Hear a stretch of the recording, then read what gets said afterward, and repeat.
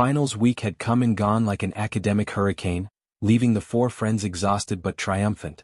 Nate had barely emerged from his coding cocoon, Jamie had charmed his way through presentations, Noah had pulled spectacular all-nighters to complete his design portfolios, and Devin had meticulously conquered every exam with his color-coded study system. Freedom. Noah collapsed dramatically onto their project room couch, platinum hair splayed against the armrest. I never want to see another textbook again. Until next semester, Devin reminded him, precisely arranging his tablet and notebook on the work table. Which begins in exactly 34 days. You're physically incapable of celebration, aren't you? Noah groaned, though his eyes followed Devin with undisguised affection. Their romantic revelations during finals week had softened some edges but hadn't fundamentally changed their dynamic. Noah still provoked, Devin still organized, and somehow the combination worked. We don't have time for post-finals relaxation, Jamie reminded them, entering with coffee for everyone. Torres's final presentation is next week, and we've got the Silicon Valley Student Innovation Challenge this weekend. Nate looked up from his laptop, glasses reflecting lines of code. Kyle registered his team too. I just saw the participant list. Of course he did, Jamie sighed, distributing the coffee. The eternal thorn in our side.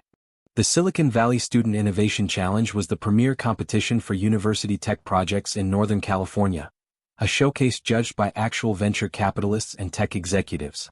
Winning meant more than bragging rights. It meant seed funding, internship opportunities, and industry connections.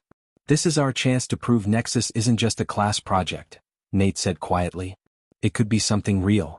Something in his tone made the others look up. Since their first kiss at Half Moon Bay, Jamie had noticed Nate speaking more confidently about their future, not just as a couple but as entrepreneurs. Agreed, Devin nodded. I've prepared a competitive analysis of previous winners. He displayed a meticulous spreadsheet. We have advantages in community integration and emergent network functionality, but potential weaknesses in our monetization model. Nobody cares about monetization at this stage, Noah countered, sitting up. It's about vision, disruption, something that makes judges feel like they're glimpsing the future. Venture capitalists absolutely care about monetization, Devin replied. Even at the concept stage. Guys, Jamie intervened, recognizing the brewing debate. We need both. Noah's right about needing a compelling vision, and Devin's right that we need business viability. That's literally why we work well together. The tension eased but didn't entirely dissipate. As they worked through the afternoon refining their competition strategy, the pressure mounted. What had begun as a class assignment had evolved into something with real-world potential, and with that came higher stakes and stronger opinions. The interface needs to be bolder, Noah argued as they reviewed the presentation mock-ups. More distinctive. Everyone's doing minimalist blue and white. We need to stand out. Users prefer familiar navigation patterns, Nate countered. Cognitive load increases with novel interfaces. So we never innovate because users are lazy? That's not what I said. Actually, Devin interrupted, examining Noah's proposed redesign. There's psychological research suggesting that strategic visual distinction can improve brand recognition without sacrificing usability, provided core functionality maintains expected patterns. Noah blinked in surprise. Are you agreeing with me? I'm acknowledging the potential merit in your approach while suggesting parameters for implementation, Devin corrected, though his expression softened. That's what partners do. The casual use of partners, ambiguous between business and personal, wasn't lost on anyone. Jamie exchanged a knowing glance with Nate as Noah's typical sarcastic retort died on his lips, replaced by a genuine smile. By Friday evening, they'd reached consensus on most elements of their competition entry, except one crucial component, the demonstration scenario. We need something impactful, Jamie insisted.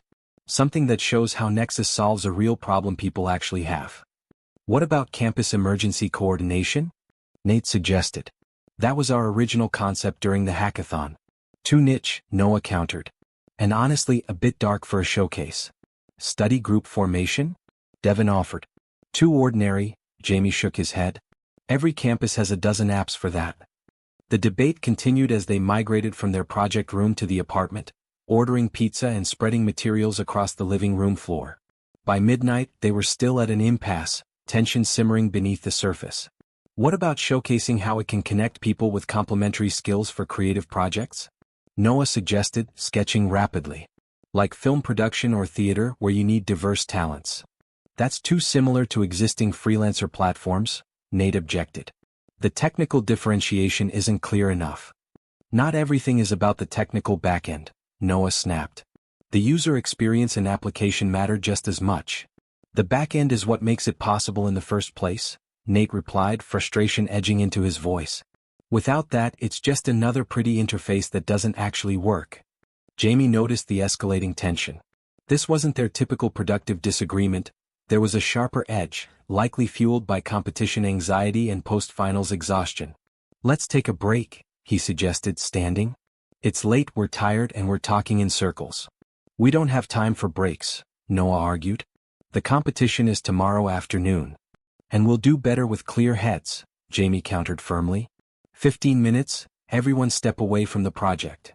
Rather than helping, the break seemed to calcify their positions. When they reconvened, Nate and Noah immediately resumed their argument about technical priorities versus design innovation, neither willing to concede ground. You're being stubborn, Noah accused. This is exactly what happened during the viral video presentation.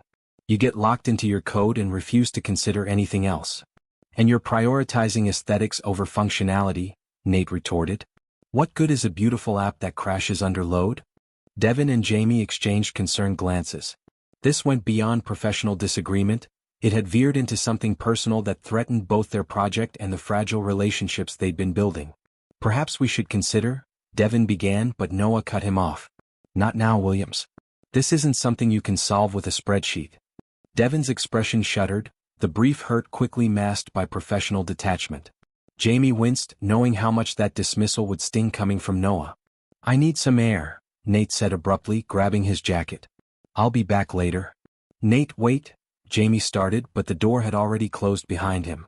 An uncomfortable silence fell over the apartment. Well, that went well, Noah muttered, though his flippant tone couldn't hide his distress. You were unnecessarily antagonistic, Devin stated quietly. Oh, now you have opinions? I always have opinions. I simply choose when expressing them is productive. Noah's defensive posture crumbled slightly. That was unfair. What I said to you, I mean. Yes, it was, Devin agreed, but moved to sit beside Noah nonetheless. Though I recognize it wasn't truly directed at me. Jamie sighed, looking at the door Nate had disappeared through. I should go after him. Give him space, Devin advised. Nate processes internally.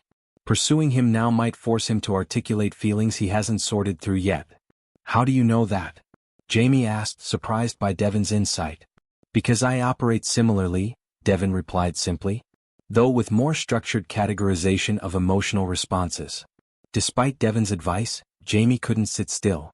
After 20 minutes of pretending to review presentation slides, he grabbed his coat. I'm going to look for him. The campus was eerily quiet at 1 a.m., most students having departed for post-final celebrations or much-needed rest.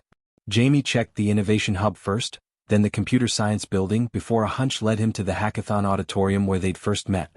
Sure enough, Nate sat alone in the darkened space, the glow of his laptop illuminating his focused expression. Working through bugs? Jamie asked softly, sliding into the seat beside him. Nate startled slightly, then relaxed. Something like that.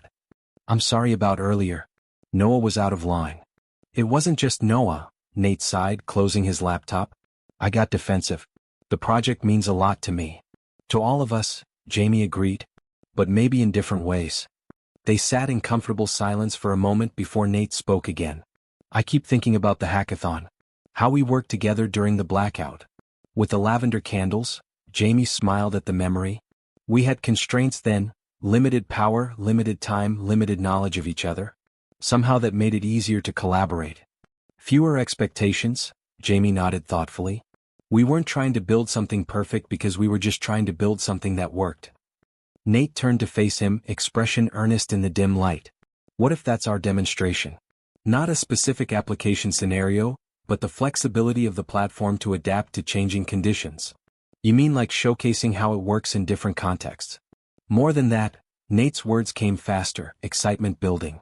What if we demonstrate how Nexus evolves as more users join? Start with a small network, just us four, then simulate expansion across campus, then beyond. Show how the connection algorithms adapt, how resource sharing scales, how community formation emerges organically. Jamie felt the familiar thrill that came with witnessing Nate's brilliant mind at work. A living network demonstration. That's actually perfect. It shows the technical robustness Noah was dismissing, but within the context of human connection that he values, Nate continued. It's not about specific use cases, it's about creating infrastructure for any use case. You need to tell him this, Jamie said. This bridges your perspectives. Nate hesitated. I'm not sure he wants to hear from me right now. Trust me, Jamie smiled, taking his hand. This is exactly what he needs to hear. When they returned to the apartment, they found Noah and Devin still awake, silently working side by side on the couch. The atmosphere remained tense but no longer hostile. I have an idea, Nate announced without preamble. For the demonstration. Noah looked up, wary but curious. I'm listening. As Nate explained his concept, a dynamic demonstration of network evolution rather than a static use case, the tension gradually dissolved. Noah's expression shifted from skepticism to interest to genuine enthusiasm. That's brilliant, he admitted when Nate finished. It's not about picking one application, it's about showcasing the platform's adaptability. Precisely, Devin nodded. A meta-demonstration that encompasses all potential applications without limiting us to a single scenario. And it plays to all our strengths, Jamie added. Nate's adaptive algorithms, Devin's scaling analytics, Noah's intuitive visualization, and my user engagement strategies. For the first time since their argument began, genuine excitement reconnected them. They worked through the night, fueled by reconciliation and renewed purpose, each contributing their unique perspective to the evolving demonstration. By dawn, they had created something none of them could have conceived individually, a presentation that showcased Nexus as a living, evolving ecosystem rather than a static product. I'm sorry, Noah said quietly to Nate as they were testing the final simulation. I was stressed and took it out on you. Me too, Nate acknowledged. I get tunnel vision sometimes. Sometimes? Jamie teased gently. Frequently, Nate amended with a small smile. But that's why we work as a team, right? Different perspectives. Different perspectives, shared vision, Devin summarized, surprising them with the unexpected poetry. As morning light filtered through the apartment windows, they gazed at their creation with collective pride. The crisis had been averted, their relationships strengthened rather than fractured by the conflict. Think we can beat Kyle with this? Noah asked, stifling a yawn. I think, Jamie said, looking around at his teammates, his friends, his chosen family, we've already won something more important.